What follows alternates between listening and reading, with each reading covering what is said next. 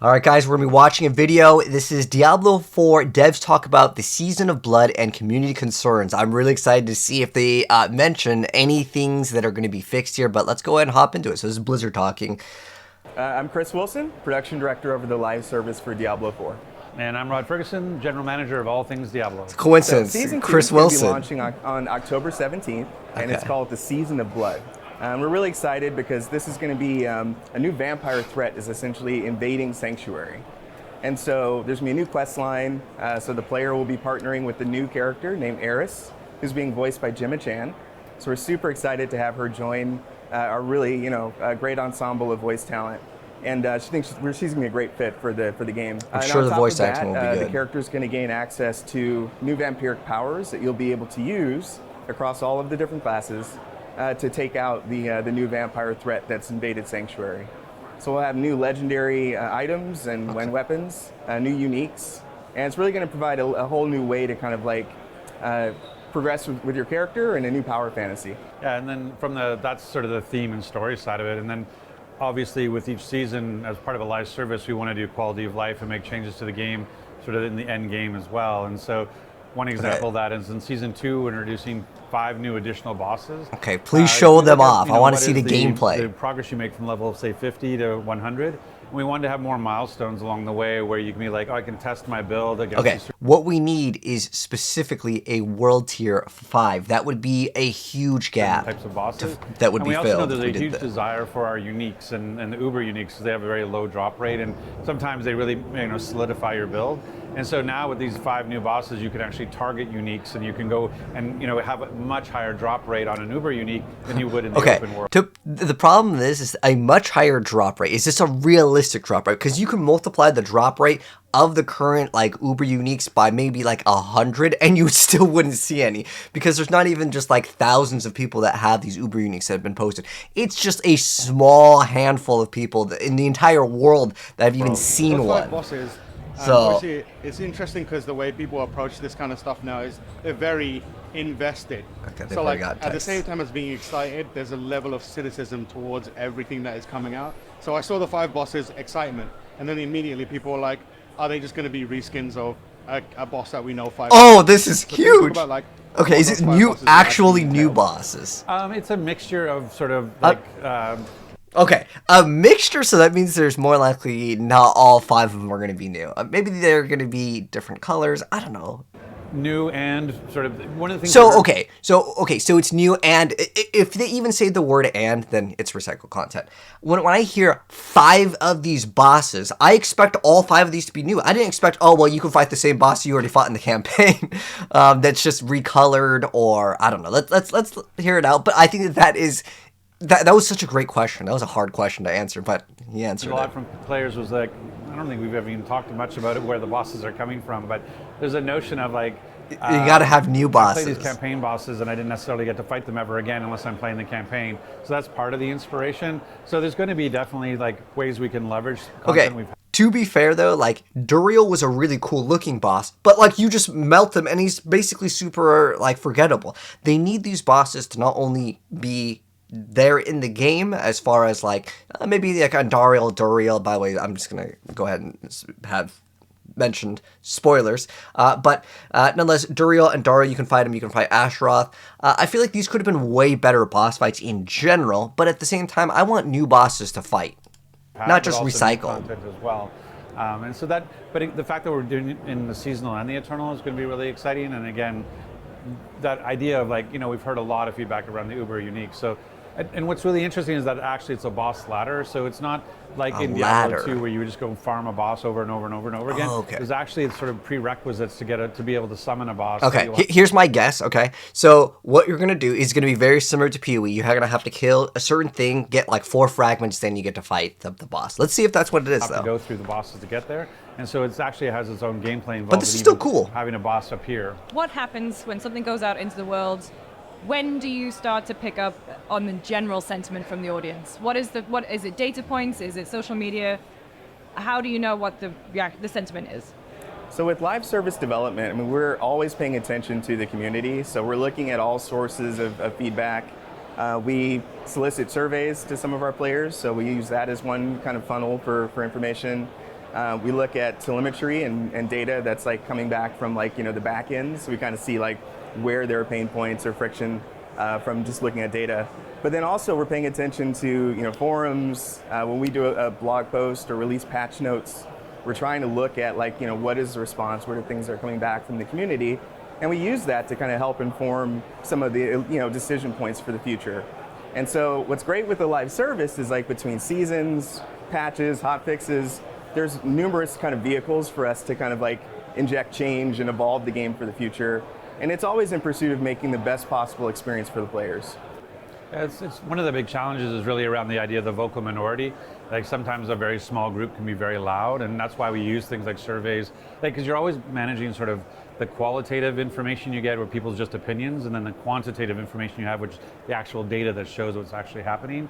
And it's in a game where it's sort of built on a power fantasy. Like, everybody loves candy, right? And so but you can't have candy all the time. And so that's one of the hard parts about managing, is that sometimes there's a little bit of medicine and you need some sugar to go with it, right? And so as we're looking at our feedback and we're looking at what we need to do to balance the world, because we want every build to be playable and we want every build to be viable. And so sometimes you have to sort of manage that across all the different classes. Okay, honestly, this is a nightmare to try to balance everything about every single build to be viable. That is a good thing that we're kind of hearing about this for the, I want to say it's kind of the first time I've heard. They said every build, right? I got to double check, because I know there's some people out there that were just playing with like basic skills. Maybe this is their first time playing Diablo. And in I think it was in the 22 version of the game that we had access to, the one I can talk about, that we tested out. There was a version of the game, no joke, where the basic skills were actually like viable. They did way, way, way more damage. I don't know why they changed that, but there was a version. He said all, right? What we need to do to balance the world, because we want every build to be playable. Every build to be viable. Okay, so this is the kind of stuff that is cool, because they do have some stuff built in the game where you can get there was intelligent stacking. So I want builds that are more niche and unique, that can min-max way harder than some of the other stuff that is already in the game. Basically, I want more creative things versus just plus damage, crit damage, vulnerable damage, this kind of stuff. And they mentioned that they wanted to add medicine. Medicine more likely was supposed to be like nerfs, right? They wanted to add all of the damage to additive in the vulnerable and also in the crit. This is something that they actually mentioned in their own live stream, the campfire. They said moving vulnerable, because we're looking at that because it was too powerful, right? So they're like, okay, we're just going to basically nerf it. I don't think that's the correct approach. The correct approach would be to look at something that is underutilized. Let's say int stacking, dex stacking. Then you can build your character in alternate ways than just getting those same exact stats in every single category, right? That is the more creative decision versus nerfing whatever is the best, so that everything is in line. You buff the things that aren't performing, so you don't make people upset. That's my take on it. And we want every build to be viable, and so sometimes you have to sort of manage that across all the different classes and all the different builds, and sometimes you need a little medicine. And I think one of the things as we look at season 1, we want to really show that we're being responsive and reactive and being agile, but we sort of got 2/3 of the way there, and we had a lot of the medicine, but we didn't have the sugar yet. And so, but to be able to act quickly, we sort of said, well, that's good. We've got the fix, but when we didn't bring and here's the other fun part that makes that balance work. And so I think that's part of the criticism of season 1, is that we did the medicine, didn't quite yet do the sugar, and then we've been doing the sugar as we go now. And it was something our game director talked about in one of the live streams, is that moving forward, anytime we have to do any sort of significant balance, we'll always have that other side of it, because it's really about, we're making... That's reasonable. Basically, they're saying that they nerfed everyone, and everyone was super mad. I remember about this on every single forum. Everyone was flaming Diablo 4 for just nerfing everything, and then they ended up buffing things. But the problem is that you need to be able to release everything simultaneously, and they understand that now. So even though this is a mistake in terms of just game design in general, in my personal opinion, because if you make people less powerful than they were, there's very little incentives for them to play in the next season or whatever the case may be. They get upset. Path of Exile had this issue as well. I think it was when Expedition came out, everything. I think it was 3.15, where everyone was super mad about all of their builds getting nerfed. In the game for player joy, we're making the game the best game we can for players, and so. But sometimes they have to have a salad. They can't have ice cream for dinner every night, and so you just have to kind of balance your messaging, manage expectations, communicate more openly, and I think we're doing that now as we go into season 2. You mentioned it earlier, but how do you account for the vocal minority in a way that feels like you're speaking to them, but also not balancing that with the realistic kind of achievements that you can do? Because it's obviously Diablo 4 comes out, everyone's super positive and everyone is like really up on it, and the vast majority of people are enjoying it. But then the conversation quickly turns into like, this is missing, that is missing. But that conversation is Oh, very this much guy's good. I driven like and it.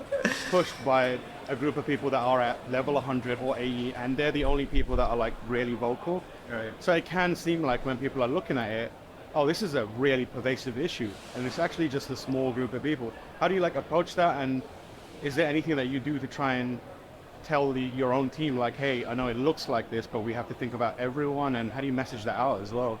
Yeah, I mean, like I said, I think the quantitative data really helps there, so you can actually see what's happening with the game, and you can go like, oh, this might be an issue for people who are level 100, and this is the percentage of people who've actually gotten there so far, and we can sort of look at how big of an issue that actually is.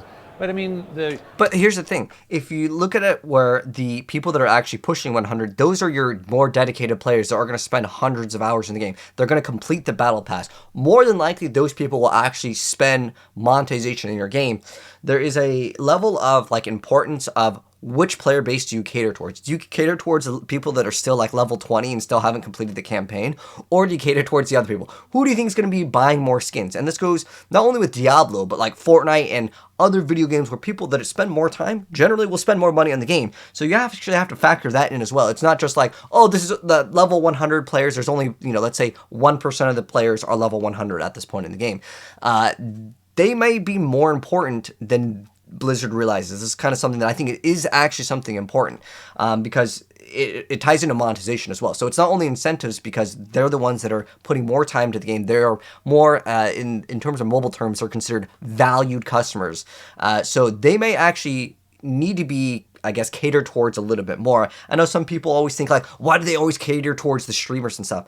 The thing is that not only streamers that talk about the game, because that's kind of partially, how relevant a game is depending on how many people are streaming. Because Diablo, let's be honest, it has kind of fallen off a cliff in terms of the viewer base over on Twitch. I mean, it is night and day difference between launch and the current player base. And that's because there really isn't too much to do past like level like 70-ish. Most people just kind of like, whatever. And I think one big mistake that they actually did is they announced season 2 so early on, and now it's like, well, why would I want to continue playing season 1? I'm not even 100 yet. We're getting all these other cool updates in season 2. I'm just gonna wait for season 2, and like you just cut off the player base. But then they recently just announced there's going to be an XP boost, and it's like, okay, well, that incentivizes players to come through. They're also, Diablo, as of right now, I literally got the email earlier, and they're like, Diablo 4 is now on sale.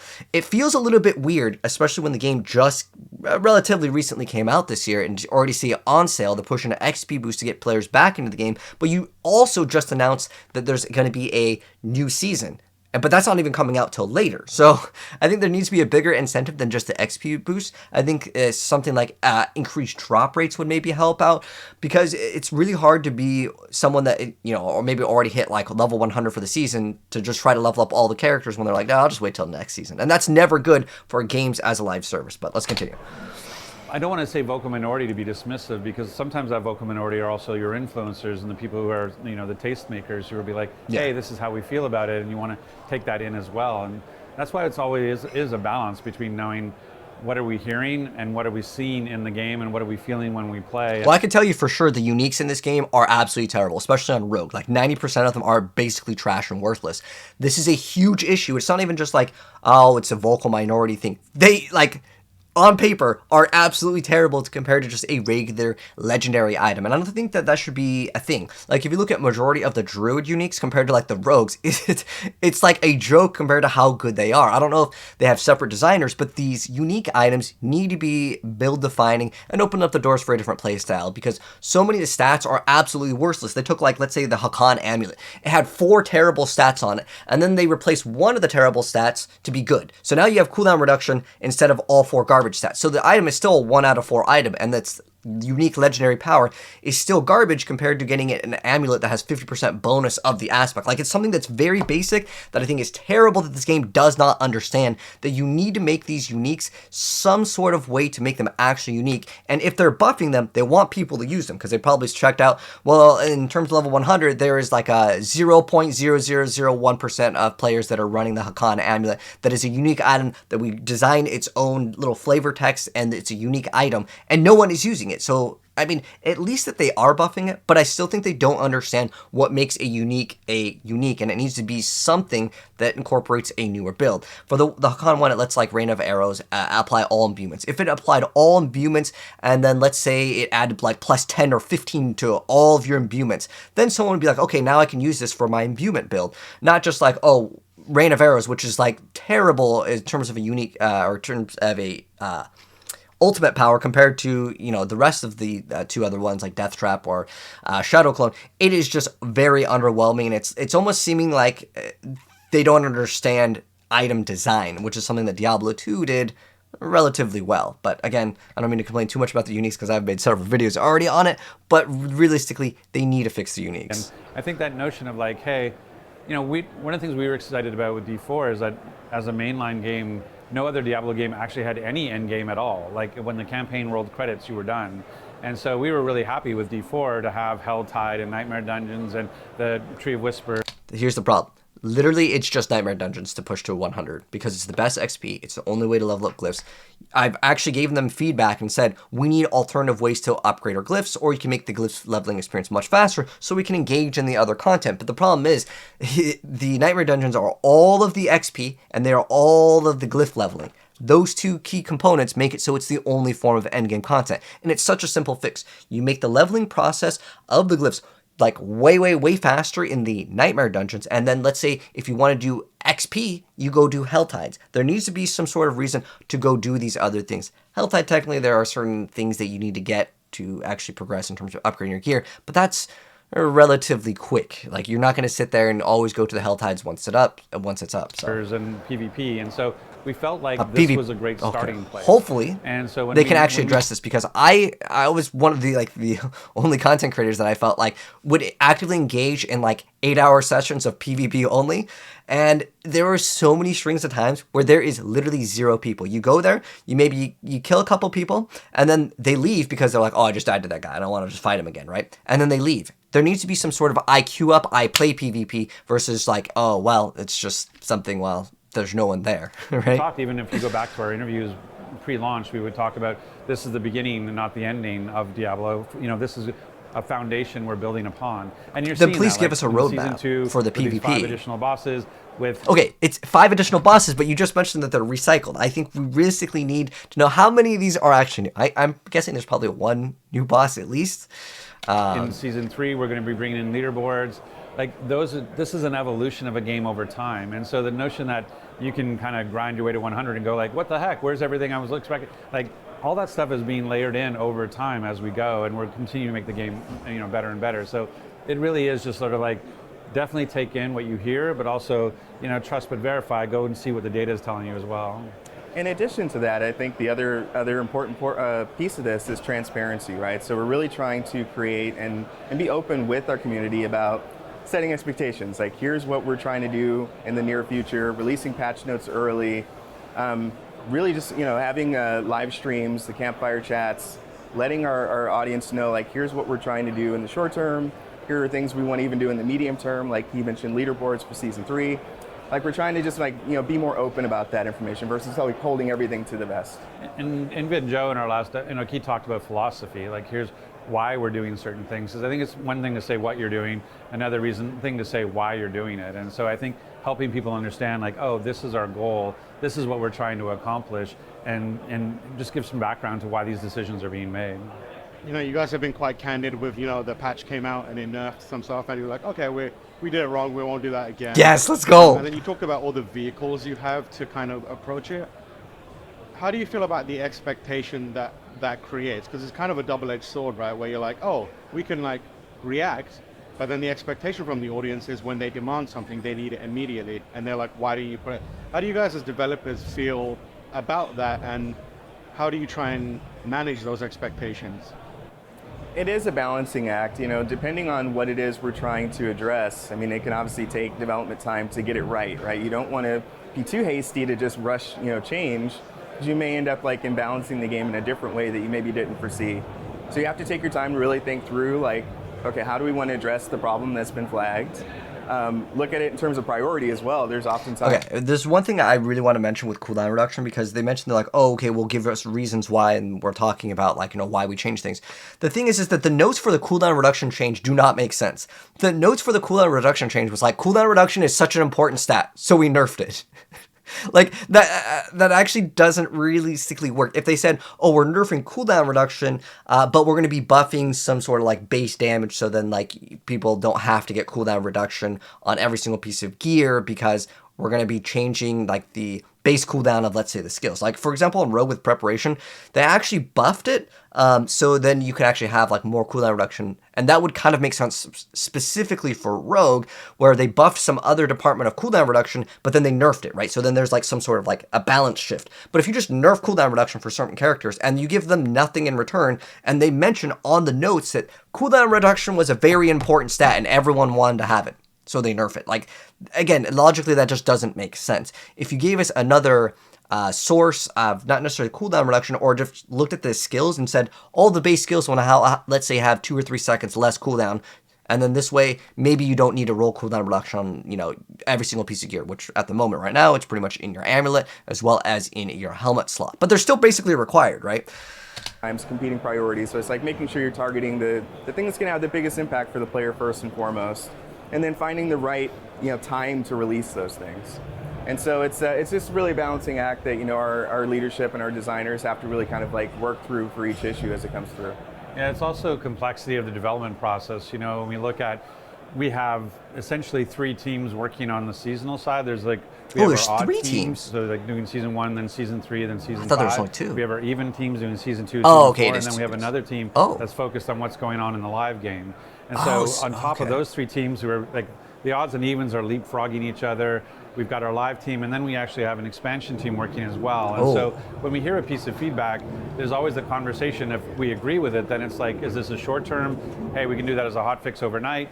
Is this more of a patch that has to come in 2 weeks? Or actually is something we're going to address next season because of the way that, we're a lot of the ways, that's part of the thing. Like when we put out season 1 was finished when we released. And so there was no real player feedback yet, other than sort of the beta feedback. But after launch, like season 1 was kind of done, and so that's why we use that preseason time to tweak as much as we could, and why we removed the need for the altars of Lilith and that kind of thing. So it's just that notion that like the trains are always running, right? The trains are always leaving the station, and what can get on which train is always part of the balancing act of like, oh yeah, we agree with that feedback. Now which train can we actually make it on, and are we willing to delay other things to make that happen? Because I think sometimes people just feel like it's always additive, and really it's kind of like there's only so much scope that a team can do. And so to say like, oh, this new idea wants to come in, well then that means usually another idea needs to get postponed. And so when we're talking about the prioritization, is like, oh, we want to do this, are we willing to slow down this other thing? And so that's definitely one of the things, the give and takes you have to do when you're balancing.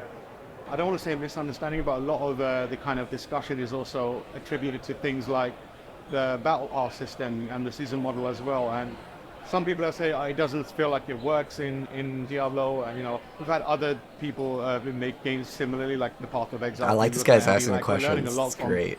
The viability of something like a battle pass model, how often do you kind of like reassess that? And do you think it does still work in this day and age? Especially because it's like a lot of cosmetic stuff and you don't want to upset the balance. And when it is like you can't, I mean, it's just cosmetics. I don't mind the battle pass. However, the seasonal reward is an absolute joke for the entire journey. You get a scroll of amnesia, which is like equivalent to, let's say, 1 million gold, which is basically nothing. You also get, it does make it nice, though, to be able to, like, reset everything. But for the most part, it's just meh. And in terms of, you get 3 rare items, and they're not even, like, ancestral, legendary, or even unique items. They're just 3, like, you get 2 rings and an amulet, and they're just, like, random things that you may not even pick up off the floor. That seasonal reward is lackluster. It's worse than Diablo 3. Diablo 3, when you complete the season journey, you get an entire set. And then on top of that, you usually get some sort of portrait, you also get some sort of pet, and you get additional stash space. So to compare that with a scroll of amnesia, you get some like little materials, but it's laughable. It is not nearly enough. And I'm not asking for you complete the season journey and you get every single uber unique, but I think it would be fun. And at least in this season, I don't know if they can change this season, but it would have been cool just to get one random uber unique once you finish the entire season journey. And then that would incentivize people maybe to push more characters to 100, or even pushing a character to 100 and completing the entire battle pass. Because in Fortnite and other games, which they've taken the battle pass model from, there's something really good at the very end. In Diablo 4, the really good thing is, I don't know, the Scroll of Amnesia, because getting 3 rares is like nothing. They're not even ancestral, uniques, or even legendaries, which, like, even if they gave us 3 legendaries at the very end, it's still, like, very mediocre. You need a huge, giant reward at the very end. I think the best reward would have been just choose any uber unique, because, again, that would incentivize people to actually push to hit that level 100 mark. But let's continue. How do you approach, like, looking at that kind of system? I think that's what we're learning now. Like, you know, that's one of the things is, like, we're having lots of conversation about the first time we've done something, you know, and so in times we'll come together and we'll go like, hey, everybody, this is one data point, you know, and like, and we're looking at season 1 and like, what's the battle pass doing? What's the shop doing? What is the seasonal reset doing? How do we feel about it? And it's like, at the end of the day, it's one data point. And so I'm really excited for season 2 on October 17th, because that's now we'll have 2 data points to go like, okay, how many people are playing? How many people are engaging with battle pass and shop? How's it all working? And so I think this is all learning for us. Like, I know people tend to think like, oh, you had 10 years with Diablo 3, you must know everything. And the answer is very different. You know, it's slightly a fair point, but there is a fair point of criticism. The point of a sequel of a game is to get all the awesome stuff from the last game and that people liked, and you put it in the brand new game, right? You copy paste because this is a sequel of a game. So there is a fair point of criticism in terms of like stability and getting things to run smoothly. I get that because there's a different infrastructure, different engine, that kind of stuff I'm more willing to understand. But basic things like being able to search for your storage and a loot filter, these are things that should exist in every single action RPG going forward. The reason why is because you took the battle pass because you saw that it was successful from another game, right? But, you know, other things that are successful from other games, let's say like being able to search in your stash tab or even a loot filter, these should be designed inherently in the next game, because that's why you put a battle pass in. It was successful in other games, so you put it in your game, right? The sequel. Different games, very different team. And so and obviously the industry's changed in the last 10 years. So for us, it's really, this is a lot of learning for us. So we're going to, you know, make some mistakes as we're trying to make the game better and better. Yeah. Do you think there's kind of like a different expectation on a team like the Diablo team, or even a developer like Blizzard? Yeah, because obviously you're seen as one of the biggest developers in the world, but the thing that you're introducing is still quite new to you. There's the expectation, well, this is Blizzard. They shouldn't be allowed to stumble or able to stumble. They should know this stuff. Like, yes, this guy's so good. Approach that sentiment knowing that there's no like pushing back against it.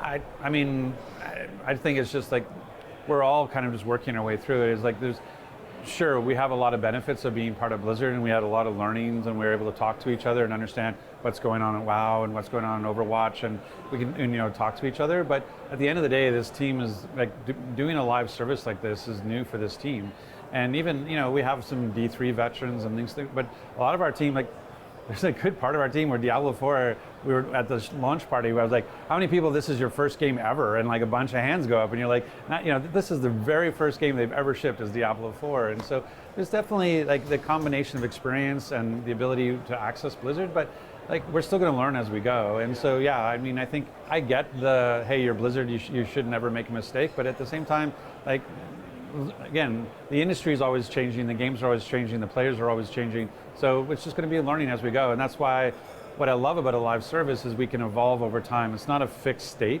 And so that with each season, and we're going to support the game for years to come, is that we can evolve and learn as we go. I think what's fascinating about that is because we have a studio like you guys where you very much are like figuring it out as you go along to a degree. And it's kind of like the expectation is, why are you doing this? You should have the perfect product each time. And it's kind of, it's not thought of as great. But then on the flip side, you have a team like Larian, which just put out one of the best RPGs in a long time, but it was developed over 3 years of iterating, very publicly forward-facing, and people are celebrating that right now. It must be kind of wild to be in an industry where dang, this you can guy have is two just too good. kind of like narratives on the same thing going, and like how do you deal with it on a day-to-day basis as developers?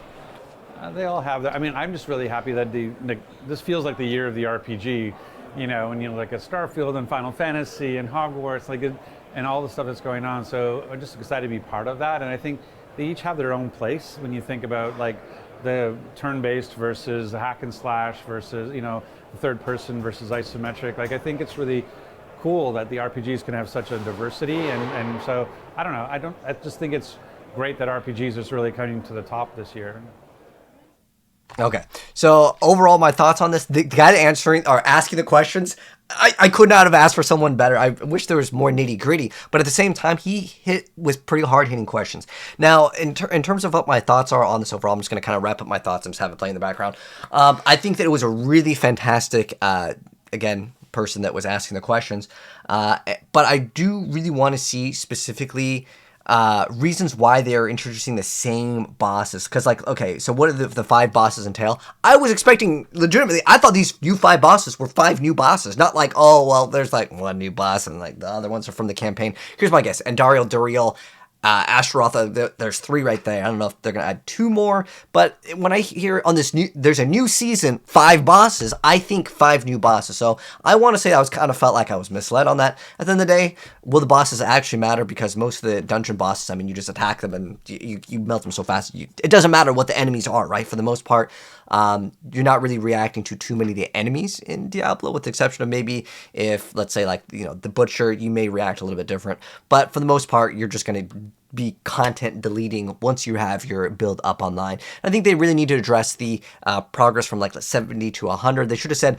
we're announcing something super big. They kind of said that they wanted to make it better, which is still good, but I need more concrete things. I need, okay, we're going to add another will tier so there's a different sense of progression. The items are going to get better as you progress. They're going to be like, let's say at a certain level, the items start to roll with like higher numerical stats. Or maybe you can pick, I want items to start rolling with, crit chance, crit damage. I can just kind of focus in on getting the items that I actually want, because right now we really desperately need a loot filter. Another solution is to just remove a bunch of the trash stuff from the pool of the affixes. But anyways, this is a fantastic video. I'm so glad that they are at least saying, yeah, we get some of the stuff, but at the end of the day, we need some of these changes immediately, because for people's first time to play Diablo, if Season 1 isn't super big, I mean, right now, the game is still sitting at a 2 on Metacritic. That doesn't look very good. For the next season, if it's not absolutely amazing, some people may never come back into the game, especially if it's their first Diablo game. They're like, oh, Season 1, I don't want to re-level up a character, and then having to re-level up again. That is a huge disconnect from the first time anyone's played the game, because a lot of people have not hit 100. I see this all the time in my comments where people are like, dude, I have to level up again in the next season. I haven't even hit 100 in Season 0. So there is a large player base that is just not going to hit 100 like ever. And in Diablo 2, that was totally fine. I played Diablo 2 for many years, and like usually at like level 90 plus, you end up making another character, and it's not that big of a deal.